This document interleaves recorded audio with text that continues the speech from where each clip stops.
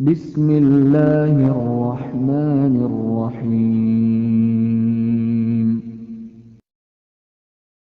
Ibu yang dimuliakan Allah Subhanahu wa ta'ala, ala fil jasadi mudghah, ketahuilah di dalam jasadmu itu ada segumpal. Idza saluhat, kalau dia baik, saluhal jasadu kulluh, yang lain ikut menjadi baik. Wa idza fasadat, kalau dia rusak, fasadal jasadu kulluh, yang lain ikut menjadi rusak. Di mana dia? Ala wahyal qalb, dia adalah hati. Maka yang pertama kali menghitam itu apa kata Allah?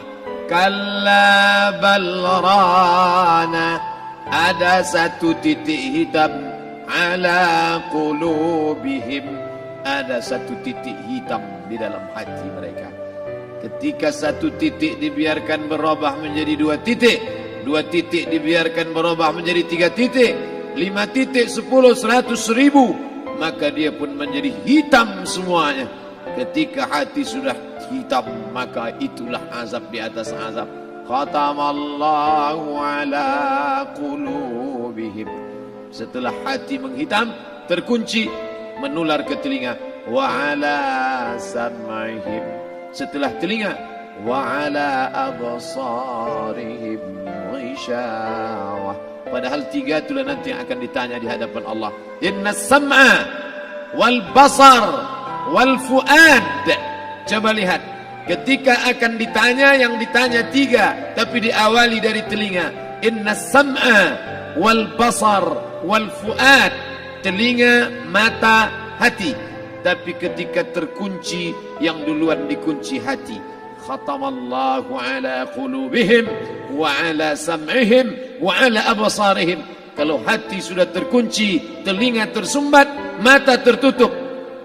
Summum bukmun umyum, summum bukmun umyum, peka, tuli, bisu, apapun tak lagi masuk ke telinga. Malam ini kita menyadarkan diri kita, terlebih lagi yang berceramah, jangan kau hanya sampai menyampaikan ayat saja. Hai Abdul Samad, apakah kau yang bicara itu hatimu sudah hidup? Senantiasa merasakan diri, aku orang paling hina, aku orang paling kotor, ditempelkan kening ke lantai di tempat yang diinjak tapak kaki, mengatakan bahwa aku bukan siapa-siapa. Malam ini Kepala Kanwil BPN Provinsi, Kabupaten, saya tak bisa membedakan mana yang kabupaten, mana yang kota, mana pegawai tinggi, mana pegawai rendah. Semuanya rata sama. Andai dibuat acara ini di kantor, mungkin saya segan, sungkan melihat dari seragamnya, bajunya. Tapi malam ini semuanya sama. Andai tak disebut tadi Pak Kepala Kantor, Pak Kanwil, saya pun tak tahu mana Pak Kanwil, mana tidak. Fotonya ganteng pula aslinya lagi daripada foto. Artinya apa? Bahwa kalau sudah masuk ke dalam masjid, ketika engkau merasa dirimu tinggi di atas, kau bukan apa-apa, karena yang paling tinggi di badanmu pun kau tempelkan. Tapi saat kau jatuh, rendah, down, stres, kau jangan merasa rendah, karena kau tegak berdiri di hadapan Allah. Kau angkat 2 tangan, Allahu Akbar. Di dalam diri ini disebut dia dengan qalb.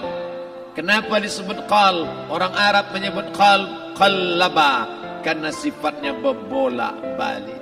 Pada saat selesai salat, astaghfirullahalazim, tidak ada yang paling bersih, dia bersih. Tapi pada saat petang sore hari, yusbihu mu'minan, paginya putih, bersih, tak bernoda. Wa yumsi kafiran, petangnya hitam. Makanya dari pagi dibersihkan. Salat subuh bersih, salat zuhur bersih, condong matahari salat asar bersih, tenggelam matahari salat maghrib bersih, sempurna gelap malam salat isya bersih, tengah malam bangun tahajud munajat, di tengah malam orang tertidur. Wa tusalli bil laili wan nasu niyam, engkau tegak di waktu malam, di saat orang semua sedang tenggelam dalam lelap tidur panjang. tapi engkau menangis meratap mengenang dosa begitu banyak. Sab'atun yuzilluhumullah, di antara 7 yang mendapatkan naungan Allah. Yauma la zilla illa zilluh, hari itu tak ada naungan kecuali naungan Allah. Di antara yang mendapatkan naungan itu adalah rajulun zakarallah, orang yang berzikir, munajat, muhasabah diri di tengah malam, sunyi, sepi, fafadat ainahu, menetes air matanya. Berapa banyak sudah harta dititipkan Allah, berapa kupakai untuk zakat, wakaf, infak, sedekah, wasiat, hibah, ghanimah, harta rampasan perang di zaman Nabi. 7 harta yang akan menolong di hadapan Allah, 1 pun tak dipakai. Umur diberikan Allah 40, 60, 70. Berapa yang kupakai untuk menolong agama Allah? Berapa yang kupakai untuk mengingat Allah? Mata, tangan, telinga, kaki akan diminta tanggung jawab di hadapan Allah. Al-yawma nakhtimu ala afwahihim, mulut terkunci. Wa tukallimuna aydihim, tangan akan bicara. Wa tashhadu arjuluhum, kaki akan bersaksi di hadapan Allah. Siapa yang bisa menolong waktu itu? Kalau pernah tangan ini saat punya kekuasaan, 1 coretan tanda tangan bisa mempermudah urusan masjid. Sebutir kekuasaan yang dititipkan Allah bisa dipakai menolong agama Allah. Itulah yang akan menolong di hadapan Allah. Apa yang disampaikan malam ini, semua biaya pengurusan masjid 0. Itulah sesungguhnya yang akan menolong di hadapan Allah. Adapun harta yang disimpan, tabungan, deposito, tanah, rumah, kendaraan, semua akan tinggal menjadi harta warisan. Istri mengambil 1/4 kalau ada anak. Kalau tak ada anak, istri mengambil 1/8. 1 miliar 125 juta bulan untuk istri. Kalau dia tak tahu hukum gono gini. Kalau dia tahu gono gini, dia tuntut ke pengadilan, dipotong lagi menjadi 2, 500 untuk dia. Dari yang 500 dapat lagi dia 75, 575 bulan untuk dia. Sisanya 425 diambil anak laki-laki 2 kali bagian anak perempuan. Lalu yang kita bawa mati apa? Dulu dibangga-banggakan, dihormati, dimuliakan. Yang kami muliakan Al-Mukarram, Al-Ustad. Tapi pada saat tiba masanya, yang kita bawa tak lain tak bukan innallaha la yanzuru ila ajsamikum. Allah tak menengok badan, fisik, bentuk tubuh, baju. Ini sampulnya saja. Wala ila suwarikum, Allah tak menengok rupa, wajah. Walakin yanzuru ila qulub. Hati kamu yang bersih itulah yang kau bawa menghadap Allah Subhanahu wa taala. Yauma la yanfa'u malun, harta tak berguna, wala banun, anak tak bisa menolong. Harta tak berguna, anak tak mampu menolong. Illa man atallah, kecuali orang yang datang menghadap Allah biqalbin salim, dengan hati yang bersih, hati yang tulus, hati yang memercikkan cahaya iman, hati yang bersih dari hasad, busuk hati, sum'ah, riya, takabbur. Itulah yang menolong di hadapan Allah Subhanahu wa taala. Tulang, kulu, kulit, darah, lemak, sumsum akan menjadi santapan cacing tanah. Begitu besok pagi pintu kamar tak bisa diketuk, istri bolak-balik membangunkan tak terjaga, dipegang pipi sudah sejuk macam es batu, tanda jantung tak lagi berdetak, maka darah mulai berubah menjadi nanah, busuk. 1, 2, 3 hari kalau tidak disuntik formalin, jasad paling busuk jasad manusia, karena semua dia makan herbivora, tanaman saja. Tapi kita ini omnivora, semua masuk. Maka begitu mati, paling bagus orang Islam paling cepat dikuburkan. Selesai acara pemakaman, habiskah masalah, muncul masalah baru. Disitulah kita baru sadar. Apa kata Imam Ali radhiyallahu an? An-nasu niyam. Semua manusia waktu hidup itu tidur. Bapak tidur, ibu tidur, saya tidur. Semua orang waktu hidup itu tidur. Falamma matu, ketika dia mati, disitulah dia baru terjaga dari tidur panjang. Saat Israel mencabut nyawa, ditarikkannya adalah satu centapan yang kuat. Disitulah kita baru terjaga dari tidur panjang. Betapa aku meninggalkan salat, betapa aku tak berzakat, betapa dulu kekuasaan. Aku lulus umur 30, pensiun 58, 28 tahun apapun tak pernah kubuat untuk agama. Sibuk membesarkan anak, sibuk mengurus warisan. Anak pun tak ingat dengan kita karena kita lupa menanamkan pendidikan agama di dalam otak kepalanya. Andai dulu pernah dia dibawa ke masjid, andai dulu pernah dia dibawa umrah, andai dulu dia dimasukkan SD IT, SMP IT, SMA IT, Islamic Boarding School, dibawa ke masjid, takkan dia lupa mendoakan selesai sholat, Rabbighfirli wali walidayya warhamhuma kama rabbayani saghira. Harta yang banyak tak sempat menolong agama Allah. Anak tunggal semata wayang tak sempat dididik agama. Istri meninggalkan dalam keadaan stres susah hatinya karena dia tak diajarkan sabar menerima ridha ketetapan takdir Allah. Dan paling celaka, tak pernah anggota tubuh ini dipakai untuk berzikir, muhasabah, mengingat Allah. Tak pernah mata dipakai menengok Quran, kitab suci Allah. Tak pernah dipakai hati merenung sejenak, apa yang akan kubawa mati menghadap Allah Subhanahu wa ta'ala. Malam ini saya tak minta diajak ceramah tentang hukum zakat, hukum puasa. Saya tidak diajak tanya jawab apa hukum unjuk rasa besok tanggal 4. Yang ditanya adalah bagaimana kita merenung sejenak. Abdul Somad, engkau berhadapan dengan para pegawai Badan Pertanahan Nasional Provinsi Riau, berkumpul 12 kabupaten kota. Ini orang-orang ngurus tanah, dari dalam tanah naik ke atas tanah, ngurus tanah, ngurus tanah, ngurus tanah, masuk ke dalam tanah. Abdul Somad dari dalam tanah naik ke atas tanah, ceramah, masuk balik ke dalam tanah. Yang kau bawa apa? Baju koko tinggal, peci tinggal, pakaian kehormatan tinggal. Yang tentara belum pernah saya diundang. Ustadz besok datang takziah, bapak tentara meninggal, tahu-tahu kain kapannya loreng. Tak ada. Yang kau bawa kain tidak berjahit, disobek, kerak. Itu yang akan menyampul kulitmu, yang selama ini kau dimandikan, dibersihkan oleh ibumu dulu 60 tahun yang lalu.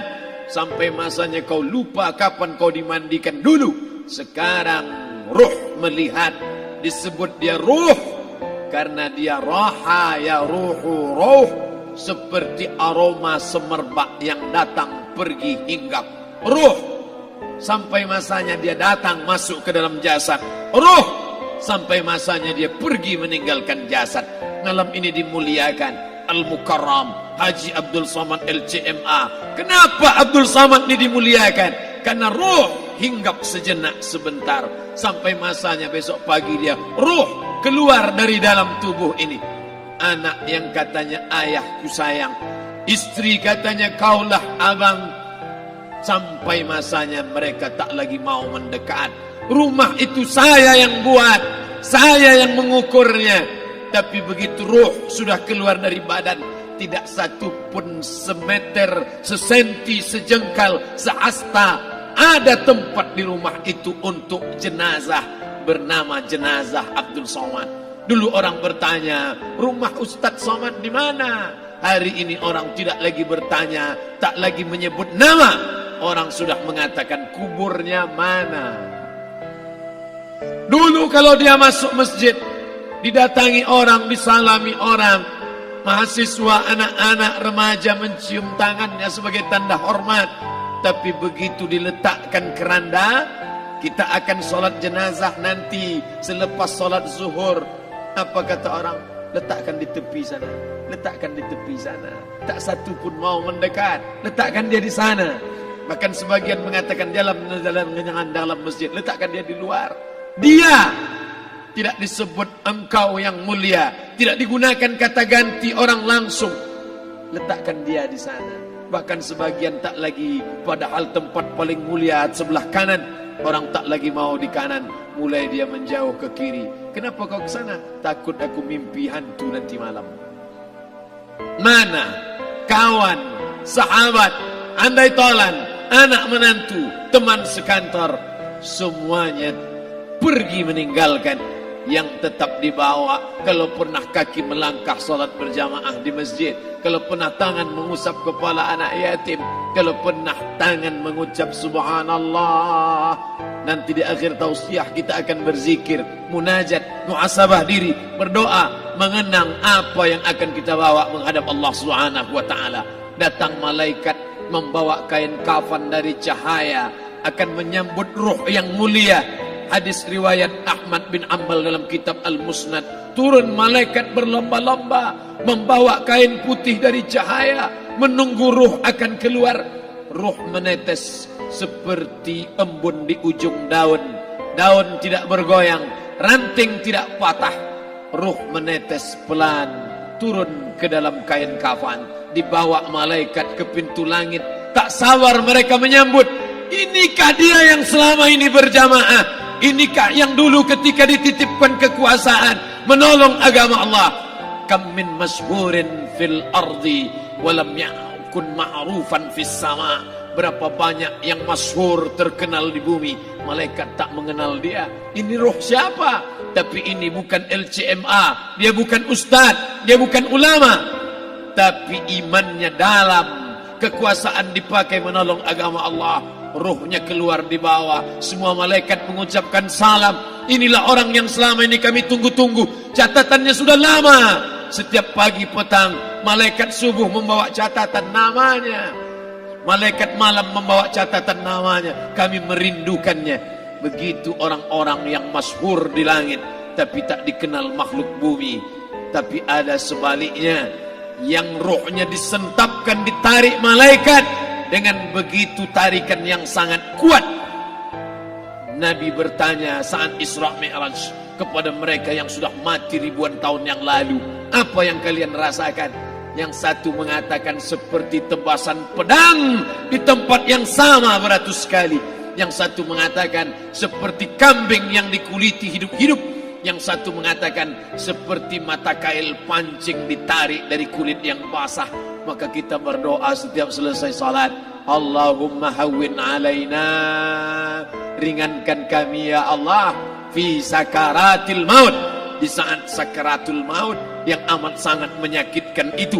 Dan mereka yang pergi tak pernah kembali, mereka yang mati tak pernah bercerita, kecuali hanya kepada Sayyidina wa Maulana Muhammad sallallahu alaihi wasallam. Di saat malam pertama di tempat yang gelap, di tempat yang tak pernah diimpikan oleh orang, tapi kita tetap melewati dan merasakannya. Perlahan-lahan cacing tanah, ular-ulat kalajengking akan menggerogoti kulit yang selama ini dimandikan, selama ini dipakaikan sampo yang mahal, selama ini dioleskan pelembab yang lembut.